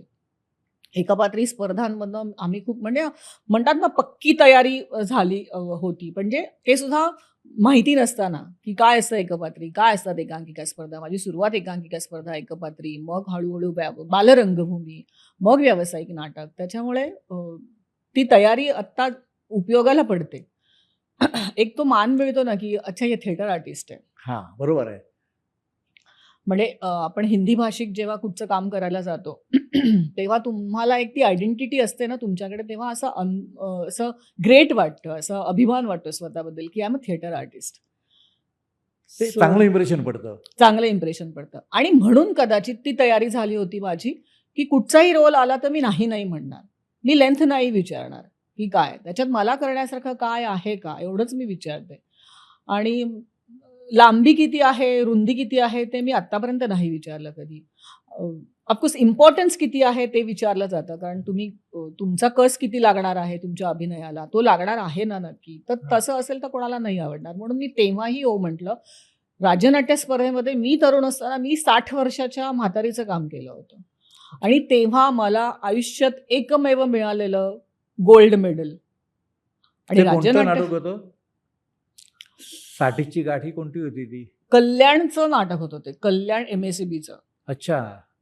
मग तरी तो 60 वर्षाचा तू रोल 60 केला. वर्षाच्या मी आजीबाईंचा रोल केला होता. आजीबाई म्हणते मी आता, पण त्यावेळेला 60 वर्षाची इज नॉट आजीबाई नाही, टुडे. नाही. हां. Not at all. 60 वर्षाची तरुणच असते आता, हो, तरुणीच हो. असते. सो तेव्हा माझ्यासाठी ऑफकोर्स मी लहान होते खूप ना, त्याच्यामुळे मला तो खूप असा हे वाटत होता. आणि अगेन की तेव्हा MSCB म्हणा किंवा बँकेच्या ज्या स्पर्धा व्हायच्या किंवा BSTतनं सो काम करणाऱ्या त्यांच्याकडच्या ज्या बायका असायच्या त्या नाही ना काम हां, तेवढं करता त्यांना यायचं. म्हणून मग आमच्यासारखे जे होतकरू कलाकार होते तेव्हाचे, हौशी होतकरू कलाकार, त्यांना संधी सो मिळाली. त्यांना संधी मिळायची आणि मला गोल्ड मेडल मिळालं त्याच्यात. सो ही पण मला वाटतं त्याच दरम्यानची गोष्ट असेल, 97-98ची. पण आता तू मगाशी बोलताना सांगितलं की 3 तुला ब्रेक, तू 2 ब्रेक सांगितले. हो. मग ती हॅट्रिकचा तिसरा ब्रेक काय आहे? तो थोडासा म्हणजे जसा तो माझा दुबईचा जसा हॅपीवाला ब्रेक होता, तसा हा माझा खरं दुःखद ब्रेक होता. म्हणजे माझ्या पर्सनल आयुष्यातली गोष्ट घडली होती ती. खरं तर मला हे सांगायला आत्ता मला वाटतं मला हरकत नाही सांगायला, कारण इतकी वर्ष मी सोशली असं कुठेच बोलले नाही आहे हे. ज्यांना कळलं त्यांना कळलं असेल. जे फ्रेंड्स आहेत, जे नातेवाईक आहेत, ऑफकोर्स त्यांना माहितीच असतं. पण आपल्या प्रोफेशनमध्ये मी ह्याचा उल्लेख कधीच कुठेच केला नाही आणि अच्छा. मला असं वाटतं की आता मला सांगायला हरकत नाही, कारण त्याच्यात मी बाहेर पडले. माझा घटस्फोट झाला. 2017 मध्ये मी सेपरेट झाले. हो. सो माझा खूप लांबला, म्हणजे 2017 मध्ये माझं सेपरेशन झालं आणि 2021 मध्ये माझा घटस्फोट झाला. सो 5 वर्ष गेली. हां, म्हणजे 6 वर्षांनी मी घटस्फोट 4 घेतला. हां. सो तो जो काळ होता तो कोणाला आवडेल? तो दुःखदायकच असतो, वेदनादायकच असतो आणि माझ्या मुलाची जबाबदारी होती. सो हां, तो माझा तिसरा ब्रेक ठरला, पण त्याच्यातनंही मी बाहेर आले. आणि 2017 मध्येच मला पुन्हा एकदा सांगायला आवडेल, की मी एका सिनेमाची निर्मिती केली होती. हं. ती खूप कमी जणांना माहिती असेल कदाचित. ऑफकोर्स माझा सख्खा भाऊ होता. त्याने ही वॉज अ फायनान्सर आणि I was a creative producer of the film, नशीबवान नावाची, ज्याच्यात भाऊ कदम काम करत होता. कारण हो, हो. रानबुलमध्ये आमची चांगली गट्टी जमली होती. आणि जो लेखक दिग्दर्शक होता त्यानेही भाऊ कदमला सिलेक्ट केलं होतं. त्याच्यामुळे एक कम्फर्ट झोन होता आणि भाऊ इज अ स्टार अगेन त्याही वेळेला आताही. तर मुलुंडमध्ये अख्खं आम्ही शूट केलं होतं, हे कोणालाच कदाचित माहिती नसेल. आणि नशीबवान आत्ता खूप त्याचे शोज झी मराठी, झी स्टुडिओजमध्ये काहीतरी चालतात. म्हणजे तेव्हा ती फिल्म अनेक म्हणजे हिंदी सिनेमा आल्यानंतर जसं आजही होतं आहे, मराठी सिनेमा आणि Hindi cinema, big budget Hindi cinema आला की मराठी सिनेमांना जे काही भोगावं लागतंय ते काही वेळेला आम्हाला भोगावं लागलं. पण एक निर्मिती मी केली सिनेमाची आणि तेव्हा ठरवलं हे it's not our cup of tea. चित्रपट निर्मिती कप आपला ऑफ जॉब टी. नाही. हां, मला जे येतंय तेच मला करायला हवं. इच्छा असतेच आपण हे करूया, ते करूया. आता मला लिहायची पण इच्छा आहे. मला काहीतरी लिखाण हातून घडावं हां. अशी खूप इच्छा आहे. मला असं वाटतं की मला लिहिता येतं. मी अनेक प्रयत्नही केलेत, पण मी अजून बाहेर असं नाही पडलाय. पण लवकरच कदाचित मला एक लेखिका म्हणून काहीतरी प्रोजेक्ट बाहेर पडेल असं मी म्हणायला हरकत नाही. ठीक आहे, आता तू 2021ला झालेला घटस्फोट तू आता सांगतेस, हो. पण आता जर आपण ट्रेंड बघतोय सोशल मीडियावर की आजचे कलाकार तर बेधडकपणे सांगतात की अरे नाही आता मी वेगळे झालो, कोणी 6 महिन्यांनी, कोणी 6 वर्षांनी, कोणी 10 वर्षांनी. पण हे असं स्वतःच सांगणं तुला वाटतं म्हणजे त्यांच्या दृष्टीने बरोबर असेल, तुला काय वाटतं? अर्थात ही खाजगी गोष्ट आहे, पण Exactly. ते पब्लिकली म्हणजे ते सार्वजनिक केली जाते. मला तुम्ही म्हणाल तसं की ही खाजगीच गोष्ट आहे आणि मला असं वाटतं हा प्रत्येकाचा वैयक्तिक प्रश्न आहे. हां. कोणाला सांगायला आवडतं, कोणाला त्याचं भांडवल करायला आवडतं, कोणाला मी कसा चुकलो नाही किंवा मी कशी चुकीची नव्हते हे प्रूव्ह करायला आवडतं. म्हणजे हे प्रत्येकाच्या वरती डिपेंड करतं की how you are as a person. आणि तुम्ही मला इतकी वर्ष नाही बोलावं असं वाटलं आणि आज मला असं वाटतं की हो मला हरकत नाही हे सांगायला. किंवा मी 6 वर्ष थांबले, मी 6 वर्ष वाट बघितली की काही सुधारणा होत आहेत का, की आम्ही परत एकत्र येऊ शकू का. पण जेव्हा ती दूरवरती शंका किंवा शक्यता म्हणणे मी शंका नाही, दूरवरती शक्यता दिसली नाही, तेव्हा मी या निर्णयापर्यंत पोचले. तोपर्यंत माझा मुलगाही मोठा झाला होता आणि मी ठरवलं होतं की माझ्या मुलाला मी विचारणार की अशी सिच्युएशन असताना मला तू आता काय सल्ला देशील.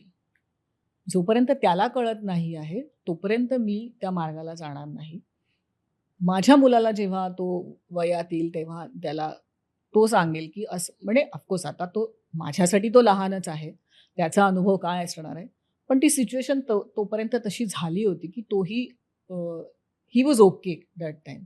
ऑफकोर्स आता घटस्फोट झाल्यानंतर मुलं जेव्हा असतात तेव्हा जेव्हा घटस्फोट होतो तेव्हा ते खूप डिफिकल्ट असतं. एका बाईसाठी पण असतं, as a single mother, of course as a single father म्हणून पण असेल. मला मी त्याच्यातनं गेले नाही, त्याच्यामुळे मला सिंगल मदर्सना काय भोगावं लागतं किंवा त्या कशातून जातात. आणि आपल्या फील्डमधलंच नाही, मी तर म्हणेन जसं आपलं फील्ड फक्त ग्लॅमर म्हणून बाहेर येतं लवकर, पण सगळ्याच क्षेत्रामधल्या बायकांना काय भोगावं लागतं किंवा काय सोसावं लागतं हे मी भोगलंय आणि मी हे सोसलंय. आपल्या फील्डमधल्या सुद्धा अनेक लोकांमध्ये जे आपले वाटतात त्यावेळेला जे कोण आपले आहेत आणि कोण आपले नाही आहेत हा एक पिंच तुम्हाला देऊन जातो. जेव्हा तुमच्यावरती अशी सिच्युएशन येते तेव्हा तुम्हाला, मला वाटतं तेव्हा आयुष्य कळायला लागतं. जेव्हा आपल्यावरती अशा सिच्युएशनमधनं जायची वेळ येते तोपर्यंत आपल्याला दुसऱ्यांचं बघत असतो ना, आपण त्याच्यातनं जात नसतो. तेव्हा जाणवतं की तेव्हा मला वाटतं तेव्हापासून माझ्या स्वभावात सुद्धा खूप वेगळा चेंज झाला माझा स्वभाव. कारण प्रत्येक गोष्ट एकटीने करायची वेळ आली. ठीक आहे, आता मी माझं तेवढं नाही सांगत, तुम्ही म्हणताय तो प्रश्न. तर मला असं वाटतं की तेव्हा जेव्हा माझा घटस्फोट झाला ना तेव्हा मी इंडिपेंडंट नव्हते, मी डिपेंड होते. हे आउट ऑफ इमॅजिनेशन होतं. हळूहळू ते झालं. असं एकाच वर्षामध्ये भांडणं झाली किंवा व्हॉट एव्हर काही तुमच्या रिझन्स असतील. प्रत्येक वेळेला भांडणच नसतात, पण एक काही वितुष्ट येतात किंवा काही मतांमध्ये मतभेद होतात. व्हॉट एव्हर द रिझन्स प्रत्येकाची वेगवेगळी असू शकतात. तर मी असं नाही केलं की नाही आता मला तुझ्याशी पटवूनच घ्यायचं नाही आहे किंवा मला हे नकोच आहे. मला ते जुळवूनच आणायचं होतं, बिकॉज सवयच नव्हती ना. इंडिपेंडन्स काय असतो किंवा इंडिपेंडंट होणं काय असतं हे नॉलेजच नव्हतं. कट्टू आत्ताच्या मला असं वाटतं काळामध्ये सगळ्यांना म्हणजे इंडिपेंडंट तुम्ही आधीपासूनच असता. आत्ताच्या मुली म्हणा, पुरुष आणि स्त्रिया दोघंही इंडिपेंडंट तेवढ्याच सगळ्या क्षेत्रांमध्ये म्हणतात ते बाई पुरुषाच्या खांद्याला खांदा लावून आहे ते आहे. आता घडतंय तसं. त्याच्यामुळे तुम्ही इतके पटकन इंडिपेंडंट होता, त्याच्यामुळे तुमचे विचार पटकन तुम्हाला करता येतात. तुमच्यात इंडिपेंडंट तुम्ही जर डिपेंडंट असाल तर हा तुम्ही विचार नाही करू शकत. आणि इतका इन्स्टंटचं सवय झाली आहे ना, ॲडजस्टमेंट जी आम्हाला शिकवली गेली, जी आमच्या घरच्यांनी शिकवली की नाही हे होतंय ना तरी तुला तेच करायचं आहे, तुला परत यायचं नाहीये किंवा हे जसं आम्हाला शिकवलं गेलं असे संस्कार मुळातच झाले होते. बरोबर. ही ॲडजस्टमेंट करायची.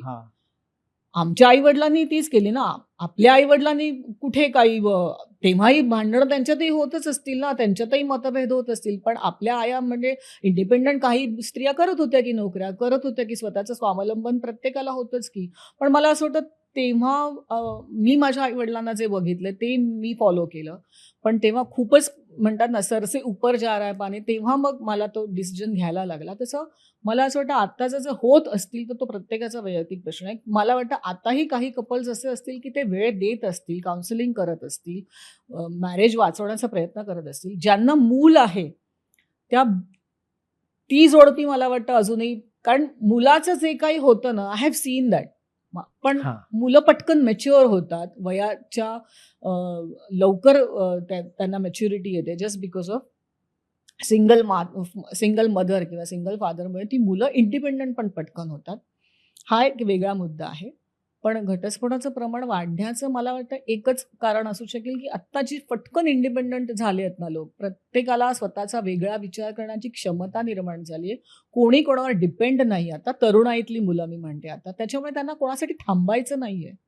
तू है, तर तू है. मला फरक नाही पडत तू नसलास किंवा नसलीस तरी. मी माझं आयुष्य आणि त्यांची तयारी असते पूर्ण आयुष्य वेगळं एकटं राहण्याची. असं मला एकंदरीत असं वाटतं.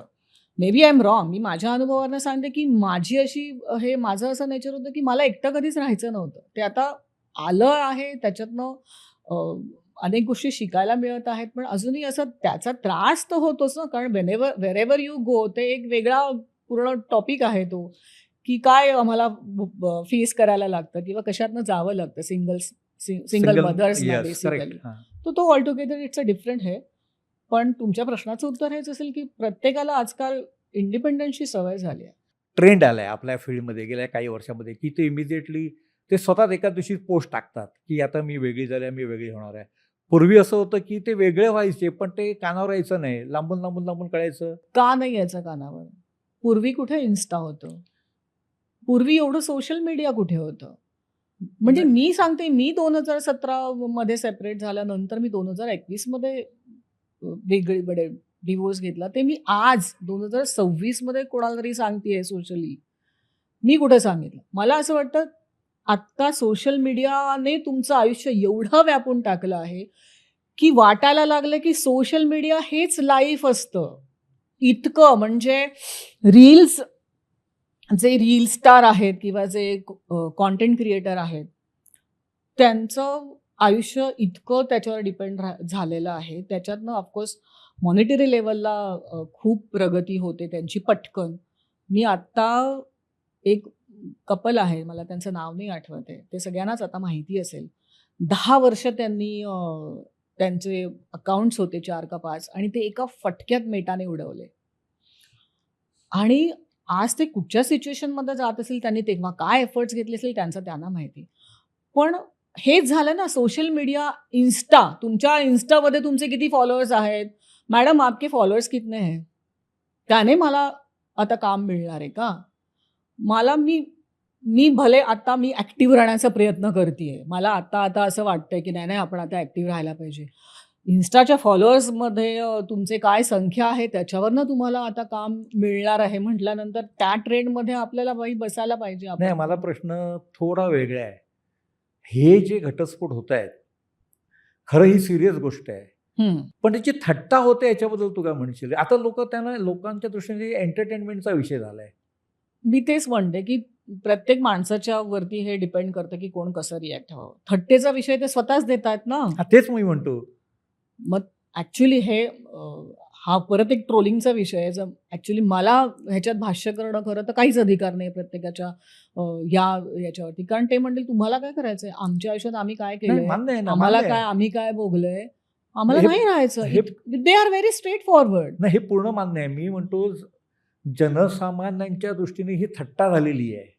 हो, झालेली आहे खरं हां, तर. आहे की नाही? आणि त्याचं मे बी त्याच्यातनं त्यांना एक वेगळी पब्लिसिटी मिळत असेल, मिळते किंवा आजकाल निगेटिव्ह पब्लिसिटीकडे सुद्धा असं बऱ्याचदा नंतर आपल्याला ऐकायला मिळतं, की just because of publicity I have done this. म्हणजे negative publicity any publicity is good publicity म्हणून निगेटिव्ह सुद्धा तुम्ही पॉझिटिव्हली तुम्हाला त्याचं भांडवल करून तुम्हाला फेमस होता येतं. मग काहींचं असेल सुद्धा ते हे की मला आता दिसायचंय कुठच्याही माध्यमातून, मग माझ्याकडे हा कॉन्टेंट आहे, मग आता कॉन्टेंट म्हणून लोक बघायला लागलेत आपल्या आयुष्याकडे सुद्धा, असं म्हणायला हरकत नाही. मग हा कॉन्टेंटचं मला किती त्याचा फायदा होतो आणि मला कसं ते कॅच करता येईल, कशी ती पब्लिसिटी मिळवता येईल, असं असू शकण्याचे चान्सेस आर देअर. पण अगेन मला कोणी येऊन विचारेल असं कसं तू बोलतेस, आम्हाला काय, तुम्हाला काय माहिती आम्ही कशातनं गेलो आणि काय झालंय होऊ आमच्यात. शकतं, होऊ आम्ही शकतं. आधी 5 वर्ष होतो रिलेशनशिपमध्ये. कारण बऱ्याचदा जेव्हा तुम्ही एकत्र काम करता नायक आणि नायिका म्हणून, त्या भूमिका तुम्ही जगता. तुम्ही 14 तास सेटवरती असता. I am talking about particular daily soap. Yes. Daily सोपमध्ये मी जास्त काम केलंय कारण आम्ही डेली सोप आर्टिस्ट. जास्त माझ्याकडे डेली सोपच आले वाटायला, सिनेमे कमी आले. तर डेली सोपचं गणितच हे आहे की तुम्ही 14 तास सेटवरती असता, 12 तासांची शिफ्ट असते. अनफॉर्च्युनेटली आम्हाला 14 तास काम करावं लागतं. तो एक वेगळा मुद्दा अगेन. ट्रॅफिकच्यामुळे सेट तुमचा कुठे असेल, तुम्ही कुठे राहता त्याच्यावर, म्हणजे तुम्ही 16 ते 17 तास you out of your house. म्हणजे म्हटलं तर तुमचं घर तुमचं सेकंड होम बनतं आणि तुमचं डेली सोपचा सेट जिकडे असेल ते तुमची पहिली फॅमिली बनते. येस. तिकडचे कलाकार तुमच्या फॅमिलीतले आई म्हणा, कोणी बाबा म्हणा, कोणी बहीण, कोणी आत्या, म्हणजे आपण जे जे कॅरेक्टर निभावतो ते आपण खरेच जगतो तिकडे. मला असं वाटतं नायक आणि नायिका अनेक तास एकत्र असतात. सो त्यांचं ट्युनिंग होणंही गरजेचं असतं. मग त्या ट्युनिंगसाठी त्यांच्यात फ्रेंडशिप होते. कारण अनेक सीन्स नायक नायिकेचे तर असतातच ना, तेच असतात आणि त्याच्या अनुषंगाने तुमचे बाकीचे बाकीचे लोक कॅरेक्टर असतात. किरदार फिरत असतात ना, खलनायिका म्हणा किंवा त्यांच्या पॉझिटिव्ह जे कॅरेक्टर्स असतात, भाऊ आई. सो मेन आपले टार्गेट नायक नायिका असतात. मग आमच्या शिवाय सुद्धा त्यांचे बरेच सीन्स असतात. सो मला असं वाटतं की हे आपसूक होत असेल, म्हणजे कोणी ठरवून नाही करत हे, पण एक तो कम्फर्ट झोन येण्यासाठी काही सीन्स असे असतात, काही इंटेन्स सीन्स असतात. मग तो कम्फर्ट एकमेकांना देण्यासाठी सुद्धा त्या दोघांची फ्रेंडशिप खूप महत्वाची असते असं मला वाटतं. आणि मग ती होते आपसूक. मी जसं म्हणाले तसे 16 तास तुम्ही किंवा 14 तास एकमेकांसोबत असल्यानंतर that is but natural. So ते झाल्यानंतर मग लग्न नसेल झालं त्या दोघांचं तर मग ते प्रेमात पडतात, लग्न होतं, ती सिरियल चालेपर्यंत मे बी एकत्रपणा असतो. मग ती सिरियल संपल्यानंतर वेगळी वाट, वेगळं लोकेशन, वेगळी फॅमिली, वेगळे सहकलाकार, पुन्हा तिकडे 14 तास तुम्ही काम करणार, तुम्ही घरी किती त्याच्यामुळे तुम्हाला कमी वेळ द्यायला मिळत असेल. सो ही सुद्धा काही कारणं असू शकतील. त्याच्यामुळे त्यांना आपण ब्लेम करता येणार नाही. हे आपसूक घडत असेल असं. It is a process. He process होत असेल. आणि मी म्हणाले तसे की मीही इंडिपेंडंट आहे, तूही इंडिपेंडंट आहे, अजून मूल नाही आहे, तर this is the time now to get separate. आता सेपरेट होण्यातच हित आहे दोघांचंही. मग मी म्हणेन का नाही, तुम्हाला कळलंय ना तुमचं आयुष्य तुम्हाला नाही पुढे एकमेकांसोबत घालवता येणार आहे, मग ठीक आहे, फेअर इनफ. मला त्याच्यात कुठेही वावगं नाही वाटत की नाही आता तुमचं लग्न झालंय, आता आई वडिलांनी सांगितलंय तुला हेच करायचंय, जे आम्हाला सांगितलंय, आता तू मागे फिरायचं नाहीस, लक्षात ठेव, आता हीच तुझी फॅमिली आहे, हेच तुझं मरेपर्यंत ठिकाण आहे. हे कुठे आताचे आई वडील पण तेवढेच फॉरवर्ड आहेत.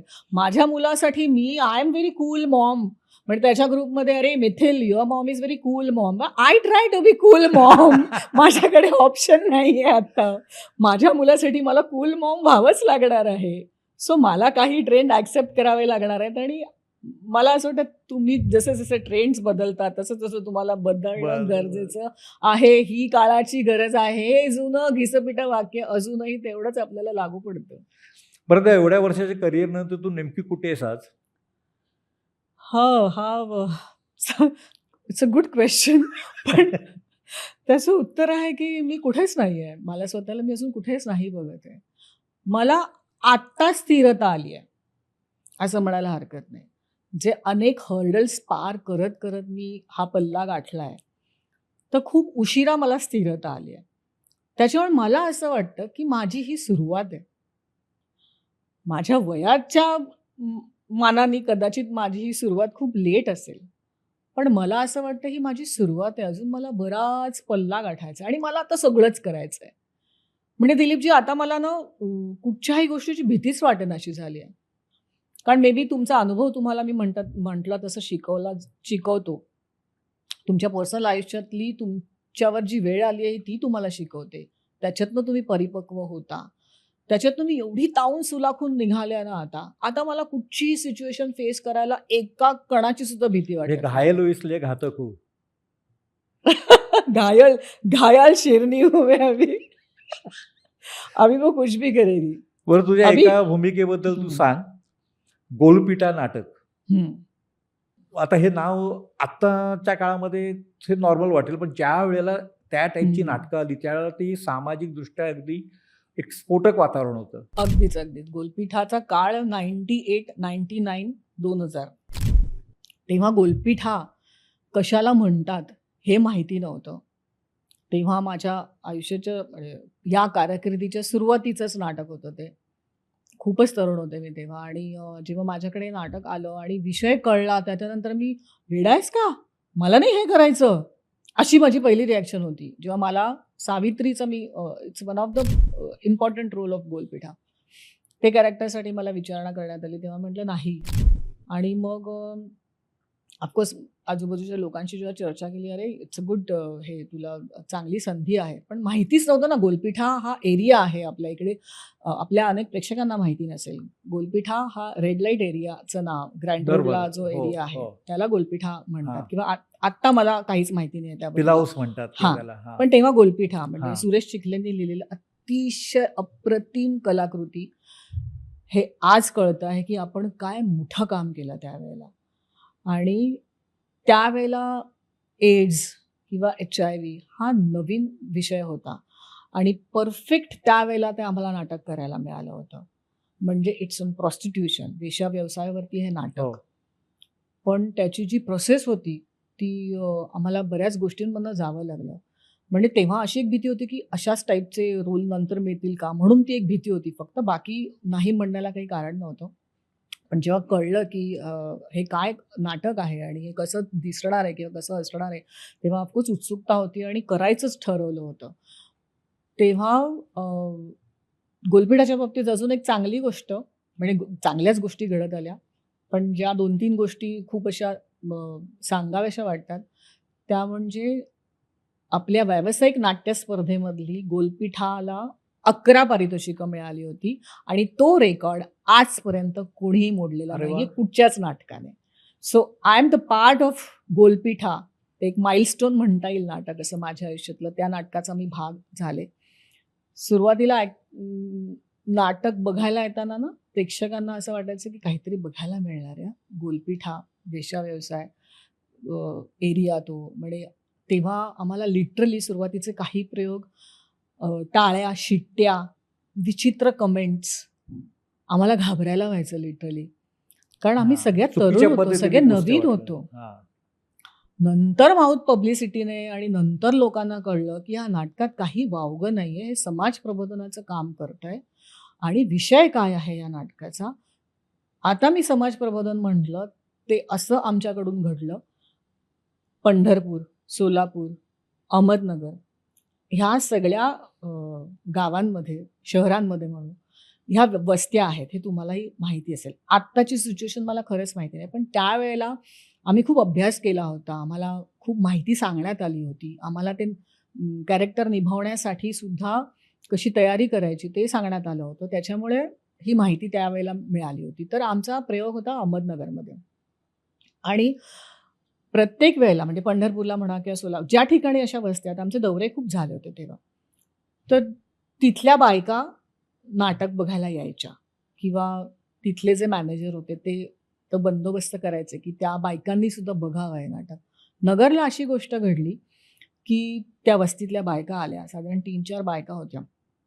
त्याच्यात एक साधारण 14-15 वर्षाची मुलगी होती. बाकीच्या ती 25-30शीतल्या 2 होत्या आणि ती जी संस्था चालवतात त्या बाई होत्या. आमच्या नाटकासाठी त्या आल्या बघायला आणि स्टेजवर त्यांना घेऊन आल्या. एक ती छोटी मुलगी, 2 बायका आणि त्या मॅडम ज्या होत्या त्या. ती लिटरली ना ती छोटी जी मुलगी होती ती आमच्या सेटवरती असा सगळीकडनं असा हात, अजूनही मला शहारा येतो अंगा, माझ्या डोळ्यासमोर आहे, अशी हात फिरवत होती, अशी बघत होती सगळीकडे, असं असं ती बावरली होती, घाबरली होती.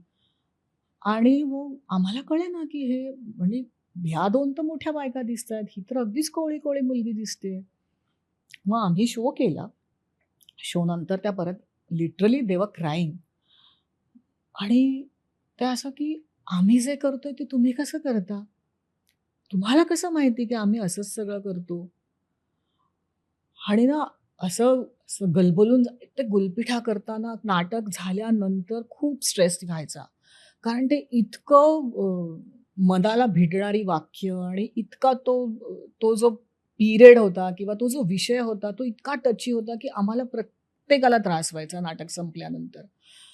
आणि त्या बायकांनी असा प्रश्न विचारला आणि नंतर त्या मुलीबद्दल त्या मॅडमनी आम्हाला सांगितलं, की ते गल्ली म्हणतात. ह्या गल्लीमध्ये आता ही मुलगी कशी आली आम्हाला नाही माहिती, कुठून आली नाही माहिती. त्या दुसऱ्या 2 बायका होत्या त्या ग्रॅज्युएट बायका. पण त्यांना परिस्थितीने तिकडे आणलं होतं आणि त्यांना ते करायला लागत होतं. आणि ह्या ज्या मॅडम होत्या त्या अशाच बायकांना एकत्र आणून त्यांचा विकास, त्यांचं पुनर्वसनाचं काम करत होत्या. आणि ते म्हणाले, ही मुलगी आम्हाला कशी आली इथे माहिती नाही, पण ती तयार नाहीये गल्ली सोडायला. आणि आम्हाला असं झालं, का पण? तर तिला तेच करायचंय. तर आम्हालाही असं वाईट वाटलं. तेव्हा आम्ही हर तऱ्हेने तिला सांगण्याचा प्रयत्न करतोय म्हणून मुद्दाम तिला आज नाटकाला घेऊन आलो, की तू हे नाटक बघ. ती गप्प होती, ती काही बोलत नव्हती. तिच्या डोळ्यात फक्त अश्रू होते. आणि ती जशी पहिल्यांदा जशी सेटवर अशी सगळीकडे हात फिरवत होती, तसं नंतर सेटवर आणि आम्हाला अशी खालून वरपर्यंत, कारण आमचे गेटअप पण तसे होते.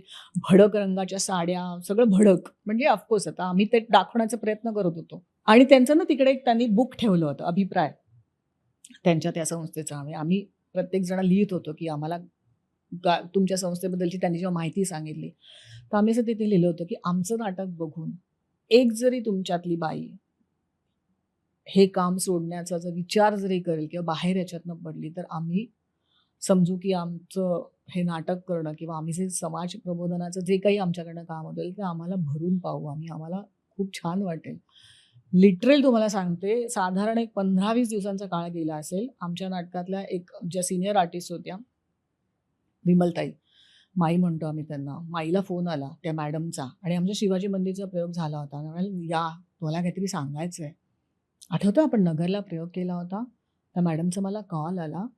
त्या मुलीने गल्ली सोडण्याचा निर्णय घेतला आणि तिला आता शाळा शिकायची. अरे वा. दिलीपजी, अख्खा अंगावरती जो शहारा आत्ता पण आलाय ना, असं वाटलं की ते जे सॅटिस्फॅक्शन असतं ना काम केल्याचं आणि का आपण हे नाटक केलं आणि कसा आपल्याला ह्याच्यातनं एक जो आनंद मिळाला, की त्या मुलीने ती सोडण्याचा निर्णय घेतला आणि केवळ तुमच्या या नाटकामुळे हे घडलं असं त्यांनी आम्हाला सांगितलं. तेव्हा आम्ही सगळ्यांनी आनंदाने एकमेकांना इतक्या मिठ्या मारल्या आणि आम्ही सगळे जे रडायला लागलो, कारण आमच्या नाटकात शेवट असाच आहे की एक छोटी कोवळी मुलगी तिथे येते, एक पर्व संपतं आणि दुसरं पर्व सुरू होतं. त्या मुलीच्या एका अशा लुकवरती ते नाटक संपतं आणि कर्टन पडतो. ती कोवळी मुलगी अशा सेम नाटकाचा जो एंड होता तो त्या मुलीमध्ये आम्ही बघत होतो, की अरे ही मुलगी परत हे नको सुरू करूस, तू आता याच्यातनं बाहेर पड.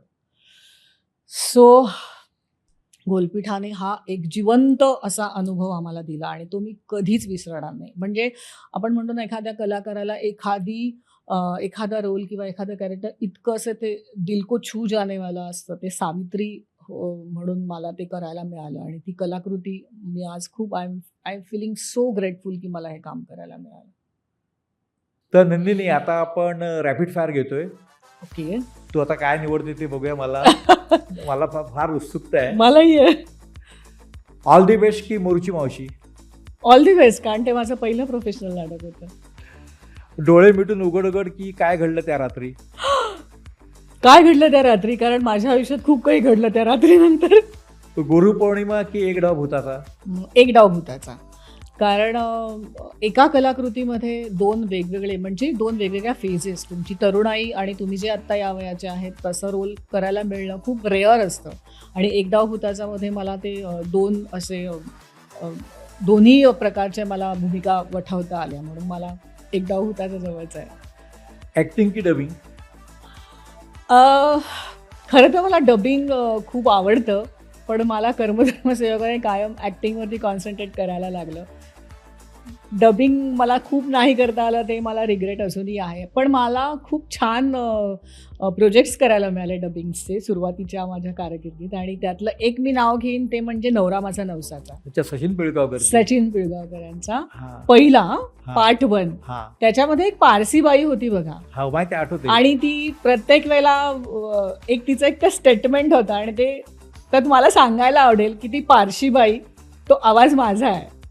हो, पेन आलं का सांगा, असं हा, काही. आणि तेव्हा म्हणजे मी खूप तरुण होते तेव्हा, म्हणजे मला म्हणजे माझ्या सुरुवातीच्या काळातलं होतं, आणि ती 60 वर्षाची. आणि जेव्हा सचिनजी आले स्टुडिओमध्ये आणि माझं डबिंग होऊन गेलं होतं त्यावेळेला, की अरे हे कोणी केलं, कारण बहुतेक जणांनी आपापलीच हे केलं होतं, त्या खऱ्याच मला वाटतं पारशी असाव्या. तर नंदिनीने केलं म्हटलं, मी समज तू केलंयस हे, अरे वा मस्त केलंय. सो मला एक तर छान कॉम्प्लिमेंट मिळाली होती सचिनजींकडनं. आणि ते तिचं ए ढिकरा तर पेन आला तर मला उठवेल का, नाही तू उठवेल ना तर मी जरा झोपेन, हे म्हणा, किंवा बऱ्याच म्हणजे त्यांचे वाक्य फेमस झाली होती त्यावेळेला. आणि अरे तो वा. आवाज माझा आहे सांगायला मला खूप आता मज्जा येते. सो इट्स मज्जा. इट्स मज्जा. मेकअप रूम की व्हॅनिटी? मेकअप रूम, कारण नाटकांच्यासाठी अजूनही मेकअप रूमच आहे आपल्याला, आणि मला त्या मेकअप रूममध्ये परत जायचं आहे. अरे वा. घरचा डबा की सेटवरचं जेवण? घरचा डबा एनी टाईम. सेटवर घेऊन जाते डबा? हा, आता डिपेंड. आत्ताची जी माझी सिरियल झाली त्याच्यात मी फक्त खूप कमी वेळा डबा नेला आहे, कारण तिथे आमचं जेवणच इतकं घरगुती होतं, इतकं घरगुतीसारखा डबा यायचा, त्याच्यामुळे तो घरगुतीच डबा असायचा, त्याच्यामुळे तिथेच जेवायचो आम्ही. सिंगल स्क्रीन, मल्टिप्लेक्स की OTT? Single screen. एखादी आठवण? सिंगल स्क्रीनची आठवण म्हणजे शाळेत असल्यापासून सिनेमे दाखवायला जायचं तर मग सिंगल स्क्रीनच असायचं, तेव्हा मल्टिप्लेक्स नसायचे. तर तेव्हा माझ्या घराच्या इथेच जय गणेश टॉकीज असं असायचं मुलुंडला. आणि आमची शाळा जस्ट त्याच्या अपोजिटच होती, आणि मग ती मज्जा, मग त्या पाण्याच्या बाटल्या आणि ते डब्बे बिब्बे, ती सिंगल स्क्रीनची तीच आठवण आहे डोक्यात. टाळ्या शिट्या, काय ते स्टॉल आणि बाल्कनी, अप्पर स्टॉल, हे शब्द आता गेलेच आहेत. हो, त्याच्यामुळे त्या एक सिंगल स्क्रीन, आणि तेच सिंगल स्क्रीन आता आपण बदलून आहे, ती मुलुंडमधली ती एकमेव ओळख आहे अजून सिंगल स्क्रीन तशीच, आणि मी तिथे जाते अजूनही. ती आठवण जागी आहे अजून. वडापाव की पाणीपुरी? पाणीपुरी. काय खास कारण? खास कारण असं नाही, वडापाव पण आवडतो असं नाही, पण पाणीपुरीची जी अशी ती स्पायसी, तो चस्का मस्का, ती टेस्ट आवडते बेसिकली पाणीपुरीची. अशी खास आठवण अशी काहीच नाही आहे. हां, माझी एक मैत्रीण आहे, तिला जगाच्या पाठीवर कुठेही पाणीपुरी खायला आवडते, म्हणून कदाचित तिच्यामुळे मला ती पाणीपुरीची सवय लागली. तर नंदिनी, आता आपण अगदी शेवटचा प्रश्न. हां. आपण ह्या गप्पांना सुरुवात केली त्यावेळेला तुझं निगेटिव्ह रोल किंवा व्यायाम, नकारात्मक भूमिका, कपटी वगैरे अशा, तर तू पाहिलेल्या भूमिकेमध्ये कोणती आवडली जी भूमिका आहे? माध्यम कोणती चालेल?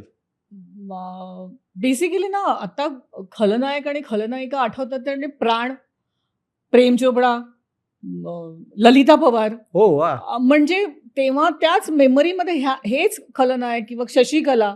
सो खलनायिका म्हटलं आणि खलनायक म्हटलं की हेच डोळ्यात येतं, हेच मनात येतं, आणि हेच डोळ्यासमोर येतं.